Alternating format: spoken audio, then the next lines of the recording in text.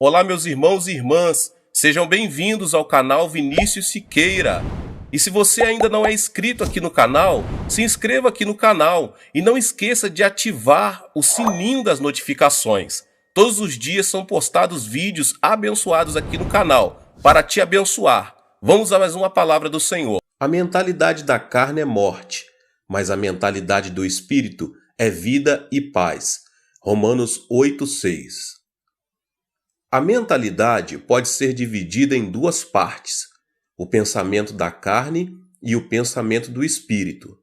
A Bíblia ressalta quanto é importante viver segundo o pensamento do espírito e não no pensamento da carne. Em Romanos, no capítulo 8, diz: quem vive segundo a carne tem a mente voltada para o que a carne deseja. Mas quem vive de acordo com o Espírito tem a mente voltada para o que o Espírito deseja. A mentalidade da carne é morte, mas a mentalidade do Espírito é vida e paz. A mentalidade da carne é inimiga de Deus, porque não se submete à lei de Deus, nem pode fazê-lo. O ensino bíblico de que a morte e a vida estão em poder do pensamento é muito forte. A mentalidade influencia a nossa atitude. Aquele que pensa que é possível alcançar o sucesso terá maiores possibilidades de alcançá-lo, em comparação com aquele que não pensa assim. Se pensarmos que algo não é possível, a mobilidade de nossa atitude também será reduzida.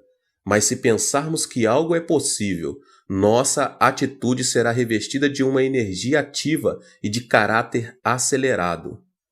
A psicologia humana não se desenvolve de forma gradual, mas de maneira drástica quando ultrapassamos nossas próprias limitações. Houve um tempo em que se acreditava que era impossível percorrer uma milha em 4 minutos. Os atletas mais destacados da época não eram capazes de reduzir o tempo de 4 minutos para percorrer uma milha, que equivale a 1,6 quilômetros. Entretanto, esse recorde foi quebrado pelo atleta inglês Roger Bannister. Conta-se que Roger experimentou diversas formas e estratégias para quebrar o recorde mundial e nunca deixou de pensar que era possível conseguir algo melhor, procurando modificar sua maneira de correr durante vários meses. Em 1954, Roger foi o primeiro atleta que rompeu a barreira dos 4 minutos. A partir daí, as corridas de média distância deram início a um novo período de desenvolvimento. Entretanto, os demais atletas não tentaram mudar este estilo de correr. O que Bannister fez foi mudar a mentalidade de não é possível para sim, é possível. Essa mentalidade é que produz uma mentalidade de atitude. Acreditar que é possível conseguir algo abre uma nova possibilidade para uma atitude diferente. A mentalidade influencia o nosso corpo. Ao imaginar uma cena que vimos num filme ou lemos um livro, jornal ou revista, ocorre uma reação física em nosso corpo. Por exemplo, uma imagem cômica nos faz sentir mais leves e ativos. Uma imagem de um filme de terror acelera os batimentos cardíacos, ao passo que uma imagem romântica causa excitação. É por esse motivo que os esportistas primeiro disciplinam mentalmente, para depois dar início ao treinamento físico. Existe uma forte inter-relação entre a mentalidade e a reação física. Os treinadores e preparadores físicos fazem todo tipo de esforço para motivar sua equipe. Os praticantes de tiro ao alvo se disciplinam mentalmente com a finalidade de obter calma e autoconfiança. Os atletas e nadadores são disciplinados a prever sua capacidade competitiva. Segundo estudos realizados, esse tipo de disciplina produz contração muscular no momento da competição. A atitude mental influencia também a saúde física. Uma pessoa que padece de câncer viverá de acordo com o seu pensamento sobre isso. Ou seja, aqueles pacientes que pensam constantemente em sua morte não vivem por muito tempo, o que é totalmente diferente daqueles que pensam positivamente e não perdem a esperança. A mentalidade produz resultados positivos quanto negativos. Ela é algo invisível aos nossos olhos. Entretanto, é um elemento importante da quarta dimensão que determina a terceira dimensão. Mude sua mentalidade e verá como sua vida será transformada como resultado dessa mudança. Há 4 passos para a mudança da mentalidade. O passo número 1. Pense como Deus pensa. O otimismo incondicional é uma mentalidade humana. Incorpore a maneira de Deus pensar a sua por meio da meditação na palavra. Examine, esquadrinhe, arrependa-se e mude sua mentalidade por meio da oração. A mentalidade influencia a emoção, a atitude e também nosso corpo físico. O pensamento positivo é um elemento que pertence à quarta dimensão humana, mas também não é uma chave mestra que soluciona todos os nossos problemas. Uma mentalidade forte se baseia na palavra, no espírito e em nossas orações. A palavra e a oração inspirada pelo Espírito Santo são elementos poderosos que transformam as circunstâncias da terceira dimensão, pois o Espírito as vê a partir de uma perspectiva negativa, positiva e neutra, com a finalidade de chegar a uma nova alternativa e conclusão. Devemos procurar ter uma mentalidade subordinada a Deus e não uma mentalidade humana. Aplique a palavra de Deus à sua mentalidade. A palavra tem um poder gigantesco. Todas as coisas, além de todos os milagres e prodígios, foram produzidos pela palavra de Deus. Jesus fez uso da palavra para vencer a tentação do diabo no deserto. Uma transformação extraordinária acontecerá em sua vida, se tão somente conseguirmos aplicar a palavra poderosa de Deus à nossa mentalidade. Uma mudança extraordinária acontecerá em nossa vida, se tão somente conseguirmos aplicar a palavra poderosa de Deus à nossa mentalidade. Devemos nos aproximar da palavra, mas não nos contentarmos somente em lê-la. Precisamos usar a palavra como arma poderosa quando mais necessitarmos dela. Contudo, para isso temos de memorizá-la. A palavra é uma arma mais poderosa de guerra espiritual contra as potestades demoníacas. É importante estabelecer um plano, memorizar uma vez e depois novamente. Não se esqueça de seguir esse processo de aprendizagem, pois dessa maneira terá em suas mãos a espada do Espírito Santo. O passo seguinte é a meditação. Como é feliz aquele que não segue o conselho dos ímpios, não imita a conduta dos pecadores, nem se assenta na roda dos zombadores. Ao contrário, sua satisfação está na lei do Senhor, e nessa lei medita dia e noite. Salmos 1, 1 e 2. A meditação nos ajuda a entender e aplicar a palavra em nossa vida diária. Esforce-se em meditar na palavra de Deus em todo tempo e lugar. Medite na palavra de Deus no momento em que estiver ouvindo, lendo, estudando e memorizando. E você verá que tanto sua mentalidade como sua fé aumentarão a cada dia. Foi comovente ler o livro que um dos professores da escola bíblica de minha igreja escreveu. Jeon Mun-sik, ele era um presidente da Erac Electronics, começou a trabalhar fundamentando os 2 princípios: assistir aos cultos todos os domingos e servir como professor da escola bíblica. Em consequência disso, abandonou seu trabalho, que requeria jornada integral, incluindo domingo, e abriu sua própria empresa.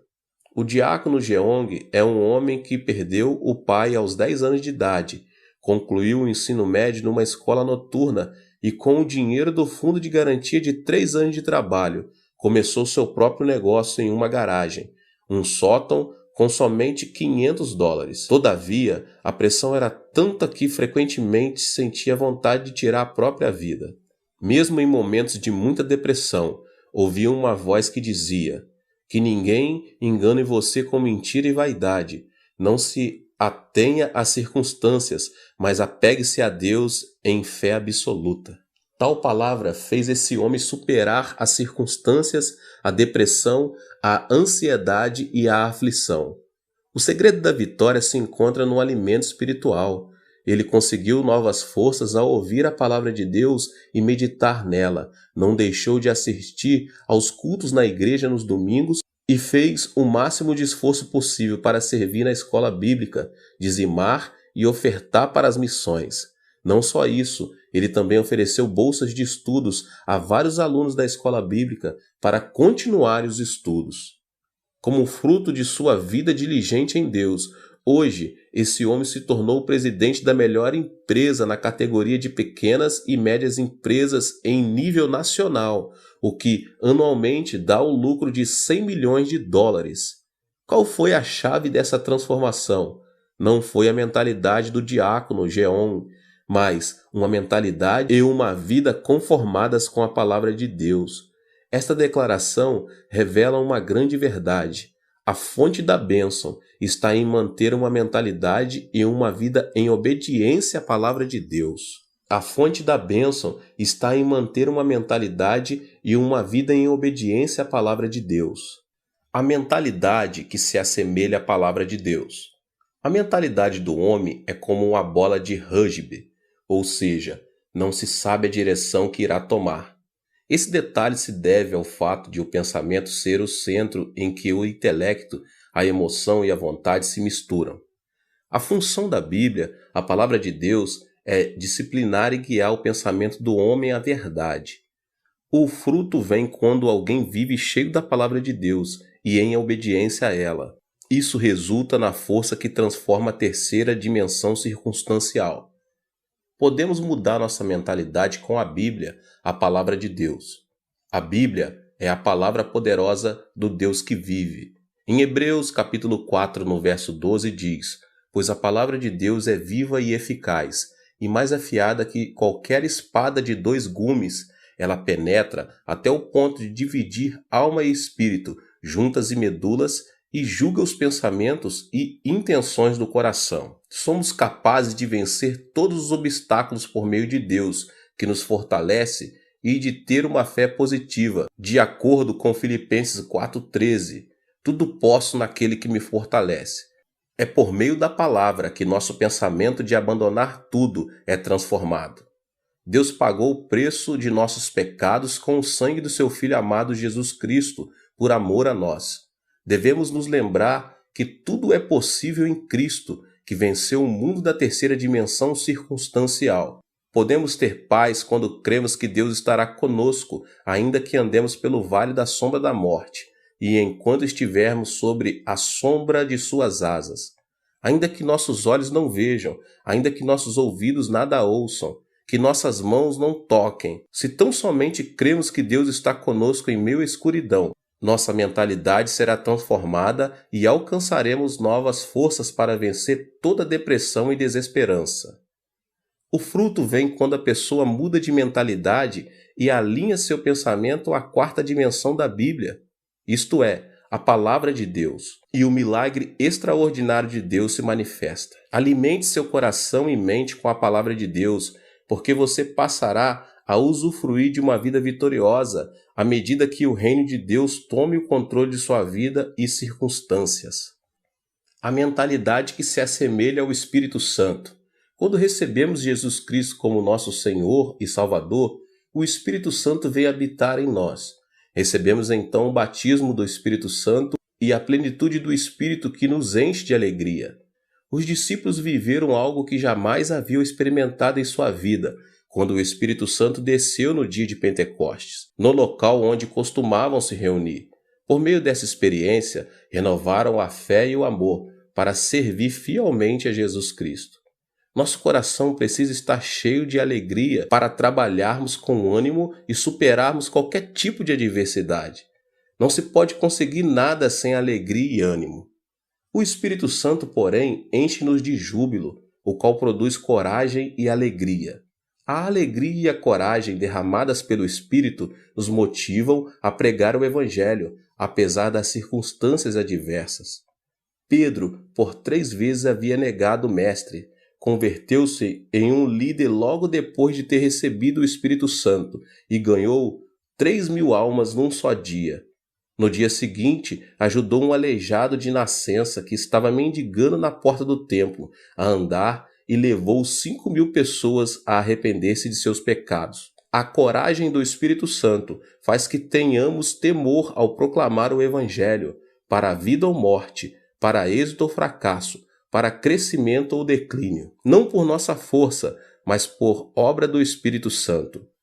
Os discípulos de Jesus eram pescadores e publicanos que o povo depreciava. Mas logo depois de serem cheios do Espírito Santo, uma alegria renovadora começou a fluir do coração deles.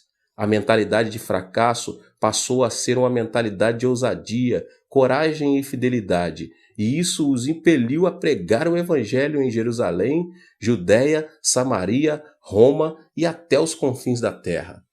A plenitude do Espírito Santo faz que nossa mentalidade se assemelhe ao Espírito Santo e que nossa fé seja positiva, criativa, estimulante a pregar. Estou há 47 anos no ministério e nunca pensei que seria capaz de alcançar um ministério bem-sucedido.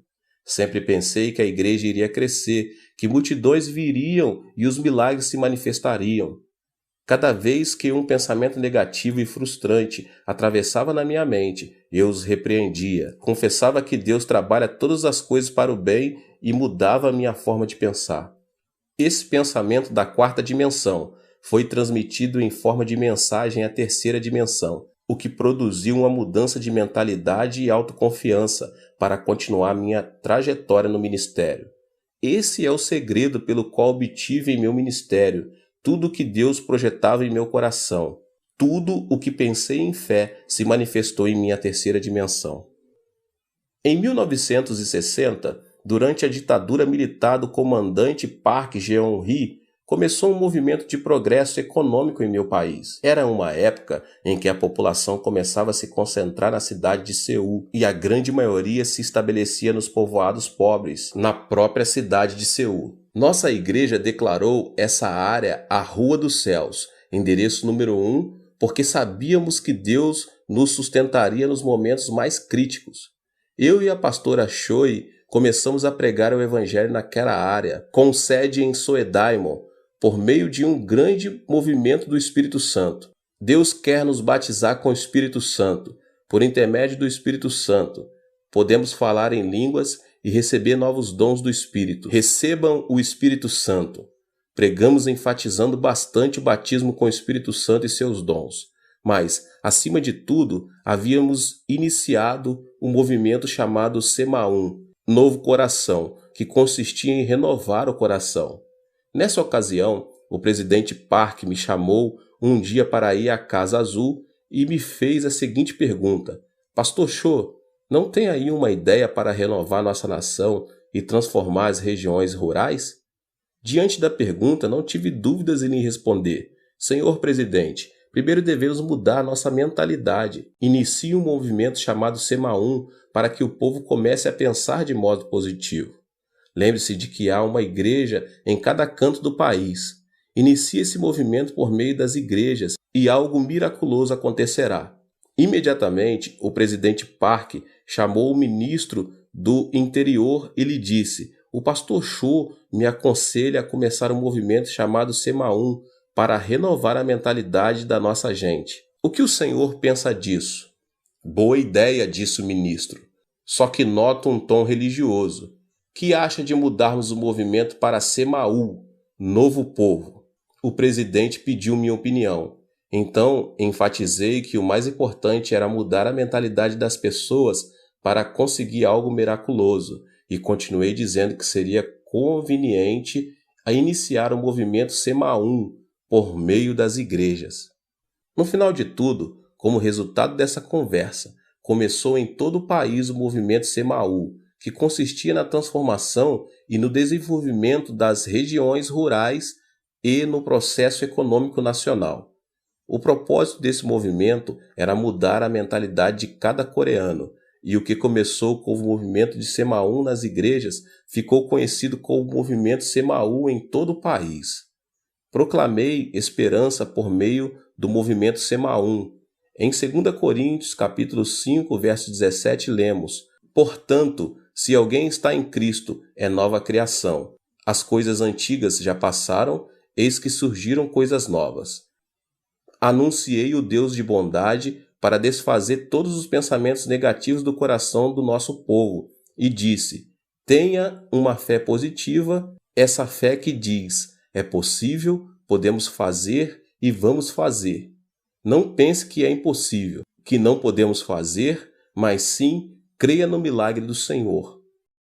Era uma época muito difícil e viver com lógica se apresentava como algo impossível. Foi nesses momentos críticos que me levantei para pregar: creia no milagre.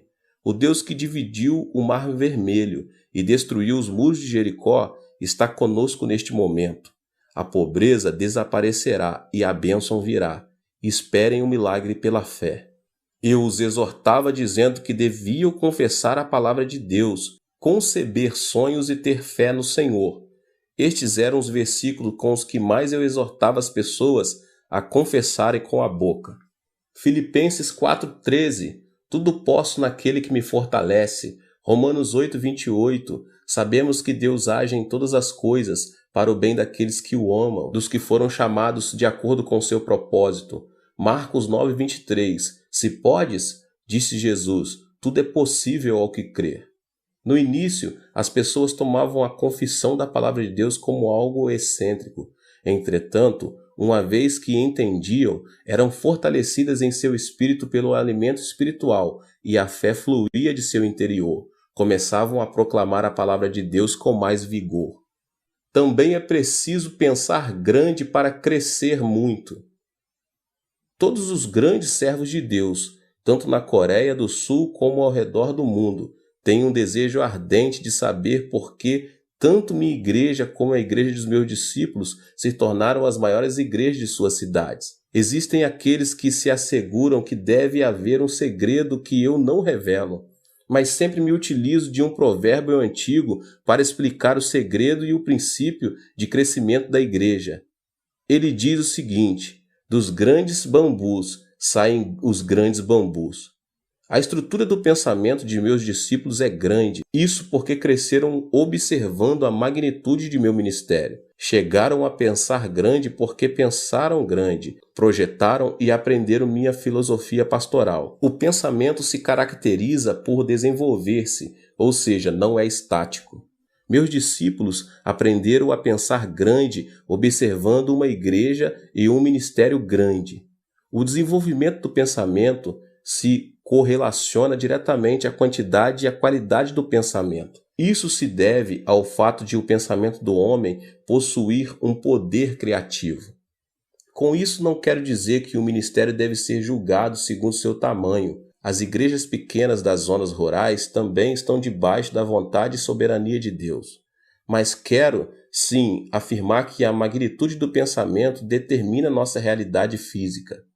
Em outras palavras, existe uma maior possibilidade de quem pensa pequeno obter frutos pequenos e de que quem pensa grande obter frutos grandes. O que é fundamental aqui é a pessoa ser positiva e ativa em procurar desenvolver seu pensamento da quarta dimensão dentro da esfera dos seus sonhos. Pensar grande não resulta automaticamente em um grande fruto. O pensamento é apenas um começo. A seguir, deve haver uma ação que o sustente. Por exemplo, um agricultor não deve esperar uma colheita abundante sem ter semeado. Se deseja colher, primeiro deve semear. Ao refletir sobre meus 47 anos de ministério, devo admitir que não somente pensei grande, mas também me esforcei ao máximo em oração, consagração e estudo, com a finalidade de alcançar o desejo do meu pensamento.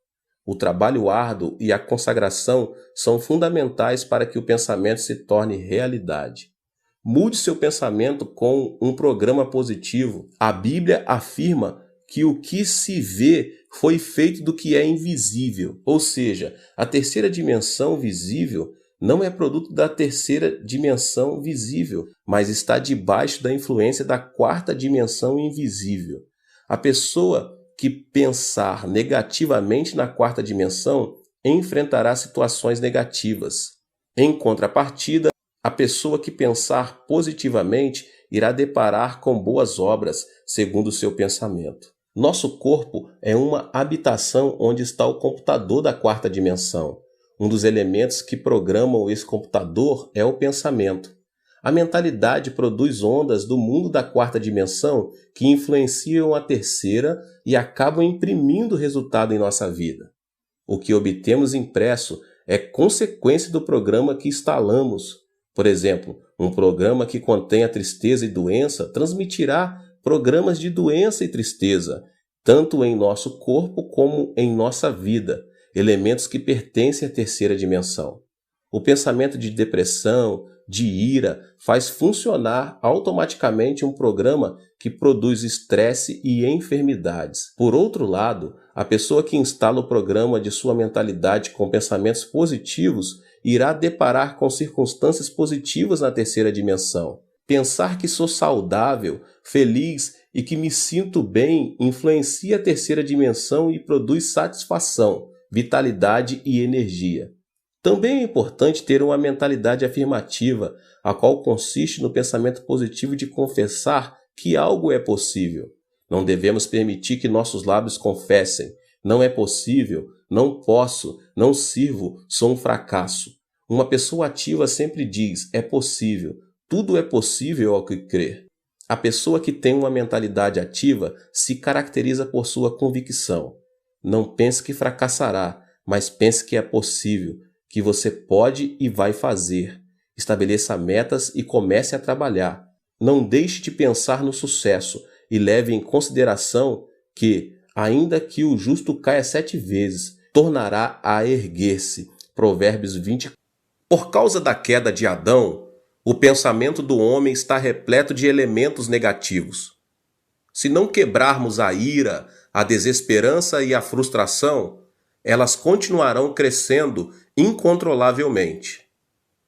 O pensamento do ser humano é composto por elementos negativos por causa da sua própria natureza decaída. Por isso, um pensamento negativo atrai outro pensamento negativo em uma reação em cadeia. A constituição do pensamento humano contém elementos negativos e destrutivos, os quais são o ódio, a ira, o terror, a ansiedade, a tristeza, a frustração, o pecado e as marés do mundanismo.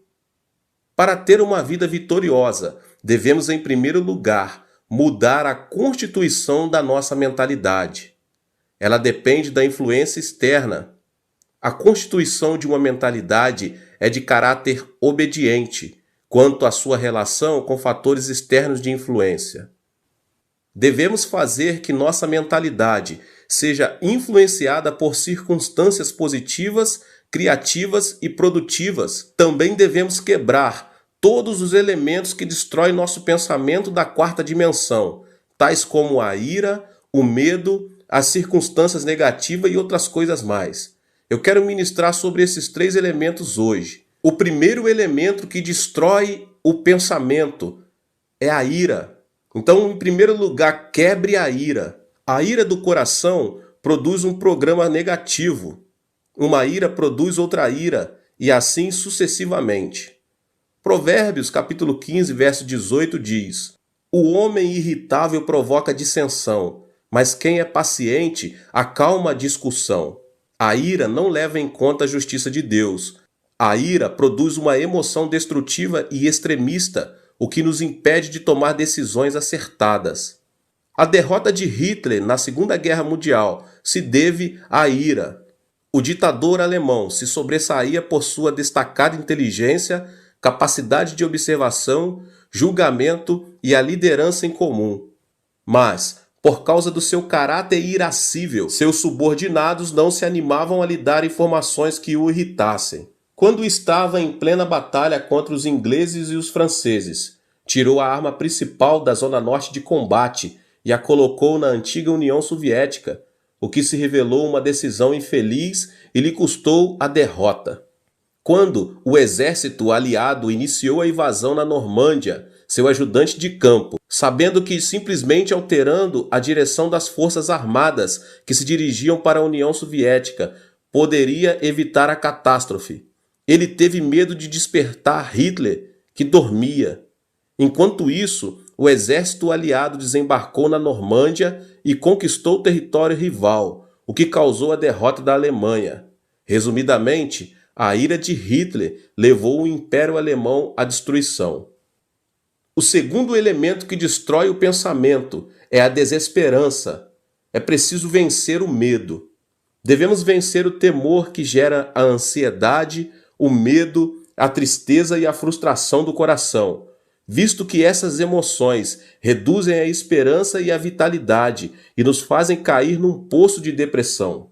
Em 1 João 4,18 diz: "No amor não há medo. Ao contrário, o perfeito amor expulsa o medo, porque o medo supõe castigo. Aquele que tem medo não está aperfeiçoado no amor. O medo supõe castigo." Isso quer dizer que, se tememos o câncer, teremos o câncer como castigo. Se tememos a pobreza, seremos castigados com pobreza. Se tememos a guerra, receberemos guerra como punição. O medo da tristeza tira a esperança do coração. A tristeza é como uma chuva que molha e inunda o coração. De modo que, se uma pessoa guarda a tristeza em seu coração, sua vida se tornará negativa e a pessoa ficará exposta à desesperança. A tristeza é inevitável nesta vida. Muita gente sorri externamente, mas uma chuva de tristeza inunda seu interior. A tristeza é um elemento que faz a constituição de nossa mentalidade ser negativa. O medo da frustração também tira o desejo de viver. O único caminho para superar a ansiedade e a frustração em meio à aflição é ter esperança em Deus, somente em Deus. O terceiro elemento que destrói o pensamento é a frustração. É preciso superar as circunstâncias negativas. Todos nós nascemos em um mundo negativo. Vivemos em um mundo onde a maldição sobeja e alcança nosso ser, uma vez que pecamos contra Deus e fomos destituídos do jardim do Éden. Crescemos em um ambiente em que se proclama que é impossível, que não podemos e que viver significa sofrer. Os telejornais informam notícias negativas, dentre as quais a corrupção política, a evasão fiscal, os escândalos financeiros por parte das empresas e outras coisas mais. As telenovelas tratam sobre o romance imoral e a devastação da família. Estamos tão contaminados que chegamos a nos sentir entediados se vemos programas que edificam. Dessa forma, nascemos em um ambiente negativo, vivemos em um ambiente negativo e o diabo não para de nos influenciar com pensamentos negativos. O problema é que uma mentalidade negativa não serve como fundamento para uma vida bem-sucedida. A mentalidade é um vaso que Deus usa. Não podemos esperar que Deus trabalhe se pensamos negativamente. Cada vez que prego, como agora, procuro transformar a quarta dimensão de cada membro, principalmente por meio de uma renovação da mente. Necessitamos curar a mentalidade da quarta dimensão das pessoas para que deem frutos positivos. Uma mentalidade que necessita de cura não pode ver a vida de maneira positiva e criativa. O barco da vida está destinado ao naufrágio, a menos que a pessoa se deixe se ater à sua própria impotência e à desesperança das circunstâncias. Não existe uma pessoa no mundo que não seja capaz. O problema está em a pessoa supervalorizar sua limitação, com pensamentos negativos e cair, dessa forma, em um abismo de depressão. Mas aquele que supera as circunstâncias e pensa positiva, ativa, criativa e produtivamente, comerá o fruto de seu pensamento. Existe uma marcante diferença entre a situação visível e a realidade. As muralhas da cidade são enormes, seus habitantes parecem gigantes e parecemos gafanhotos comparados a eles. Além disso, a terra parece ser um deserto. A situação visível, porém, pode ser muito distinta da realidade. Por exemplo, à primeira vista, a terra parece ser plana, mesmo quando observada de um monte alto. Por essa razão, os homens da antiguidade diziam que não era aconselhável distanciar-se demais de seu território, e quando viajavam de barco, que não deviam se afastar muito da costa. Isso porque preconcebiam que na beira do plano havia um abismo. Todavia, a realidade é totalmente distinta. Atualmente, todos sabemos que a Terra é redonda. Sendo assim, a situação visível nem sempre coincide com a realidade. A Terra parece permanecer estática.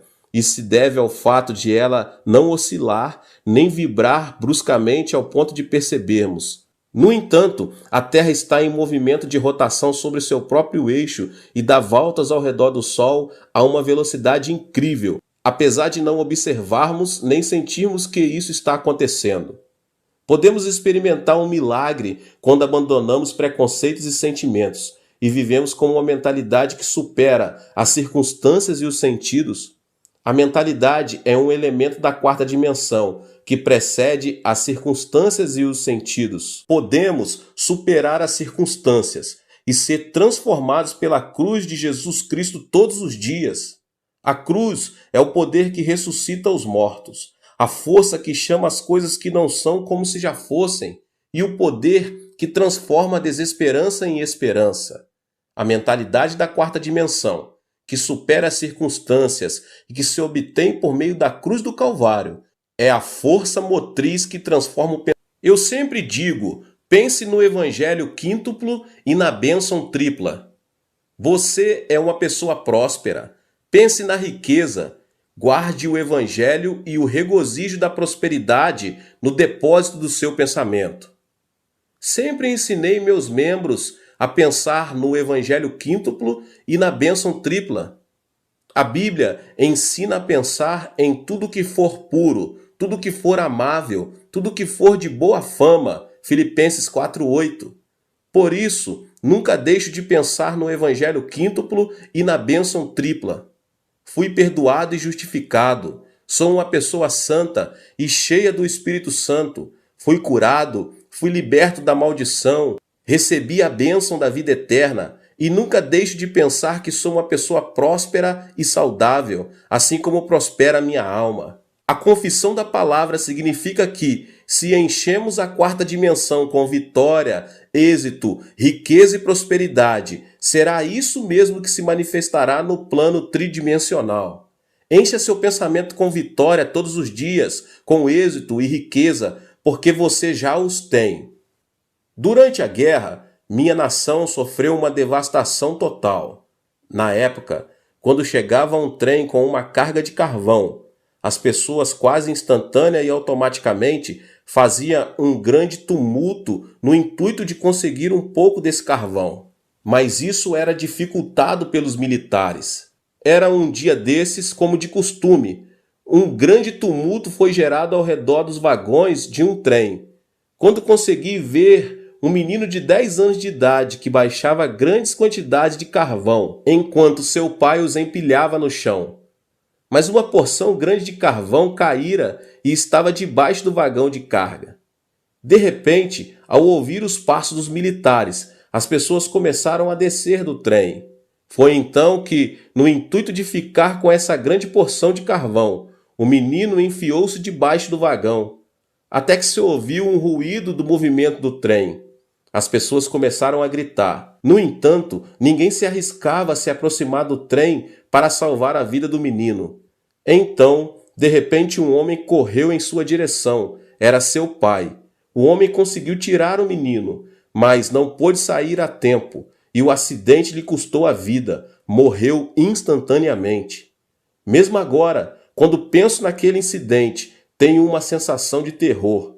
O pai do menino, sabendo que morreria em questão de segundos, logo depois de tirar o filho, fez sinal com a mão para que ele se afastasse o mais distante possível. O trem arrancou e o pai do menino morreu. Pensei, por que esse homem salvou a vida do menino, sabendo que poderia vir a morrer? Ele não poderia continuar vivendo e ter outros filhos? Porque deu a vida por seu filho. Eu era apenas um aluno da escola secundária e não conseguia entender o que os pais sentem por seus filhos. Mas hoje que sou pai de 3 filhos, posso entender o porquê. Não existe uma teoria ou lógica que explique o amor de um pai. O amor é mais forte que a morte e impulsiona a pessoa a dar a vida por seu filho. Aquele homem sacrificou a vida por amor a seu filho, mesmo tendo a possibilidade de manter-se indiferente e assim salvar-se. O mesmo acontece com Deus. Deus, por amor a nós, quis nos salvar, mesmo pagando um preço muito alto. Por isso enviou seu Filho amado Jesus Cristo. Foi Deus mesmo quem encarnou e morreu na cruz. Podemos ser corajosos ao compreender o amor de Deus, e esse Deus está conosco. É isso que representa a transformação da mente na esfera da quarta dimensão. Ou seja, existe um fundamento sólido sobre o qual podemos afirmar que nada é impossível para Deus, e experimentaremos vitórias e milagres ao dar passos de fé e dissermos: tudo é possível. Meus irmãos, a ressurreição de Cristo é o fundamento da nossa riqueza. Qual é o argumento de nossa riqueza, baseados no qual podemos confessar que somos prósperos? O fundamento é a morte e a ressurreição de Cristo. O amor de Deus foi revelado por meio da cruz, pois a cruz revela o coração de Deus, que nos amou de tal modo que deu seu Filho Jesus Cristo por nós. Toda frustração e desesperança são lançadas fora, se tão somente abraçarmos a cruz. A cruz desfaz a morte e o Hades, faz resplandecer sobre nós a glória da ressurreição. A esperança e a riqueza da morte e ressurreição da cruz transformam a água amarga da frustração e da desesperança em água doce. Romanos 8, do 35 ao 39 diz: quem nos separará do amor de Cristo? Será tribulação ou angústia, ou perseguição, ou fome, ou nudez, ou perigo, ou espada? Como está escrito: por amor de ti enfrentamos a morte todos os dias, somos considerados como ovelhas destinadas ao matadouro. Mas em todas estas coisas somos mais que vencedores por meio daquele que nos amou, pois estou convencido de que nem a morte, nem os anjos, nem demônios, nem o presente, nem o futuro, nem quaisquer poderes, nem altura, nem profundidade, nem qualquer outra coisa na criação será capaz de nos separar do amor de Deus que está em Cristo Jesus, nosso Senhor. Da mesma forma, o poder e a glória da ressurreição de Cristo Jesus transformam a água amarga da desesperança em água doce. Mostrarei agora a você o primeiro elemento da quarta dimensão. Nossa vida depende de nossa mentalidade, meus irmãos, se pensarmos na carne ou no espírito. Para colher fruto santo, devemos primeiro ser guiados e subjugados pelo Espírito Santo. Esse é o segredo da vitória. O Espírito é quem nos dá vida e paz. Nossos desejos são realizados à medida que aprendemos a pensar juntamente com o Espírito Santo. Lembre-se de que o pensamento é um fator de influência. Devemos estabelecer uma comunhão íntima com o Espírito Santo, reconhecer que Ele é Senhor, para que nossa mentalidade esteja sob sua influência. Em segundo lugar, temos de expressar nosso pensamento em forma de oração, que é o sistema respiratório espiritual e o canal de comunicação com Deus. A oração, meus irmãos, é um elemento poderoso que atrai o pensamento da quarta dimensão à própria realidade. Tudo o que pedirmos a Deus em oração, confiando a Deus nossas petições, resultará em uma resposta, porque Deus é soberano. A oração, meus irmãos, é uma ação da terceira dimensão, mas por sua vez é uma realidade que move a quarta dimensão. Deus dotou o homem com o privilégio de comunicar-se com ele, e isso se dá por intermédio da oração. A oração que coincide com a vontade e o pensamento de Deus é o poder que move o coração de Deus. Em terceiro lugar, devemos colocar nossa mentalidade à palavra de Deus, a Bíblia. A mentalidade do homem é como uma bola de rugby que se distingue por sua imprevisível direção. A mentalidade é constituída por intelecto, emoção e vontade. Dessa forma, a única maneira de manter nossa mentalidade no caminho certo é por meio da Bíblia, da Palavra de Deus, a meditação na Palavra de Deus. As circunstâncias da terceira dimensão mudam quando nossa mentalidade fica sujeita e obedece à Palavra de Deus. De maneira que é nosso dever, meus irmãos e irmãs, de transformar nosso modo de pensar. Nossa vida, se for cheia de pensamentos de Deus, será constituída por dias de grandes alegrias e esperança, como aquele sol que nunca deixa de resplandecer. Aleluia, glória a Deus. Que Deus abençoe a sua vida mais uma vez. Que palavra maravilhosa, né? Aproveita para se inscrever aqui no canal, ative também o sininho das notificações para você não perder nenhum vídeo. Glória a Deus. Deixe também o seu like aqui, tá bom? E não esqueça de compartilhar com as pessoas que você mais ama.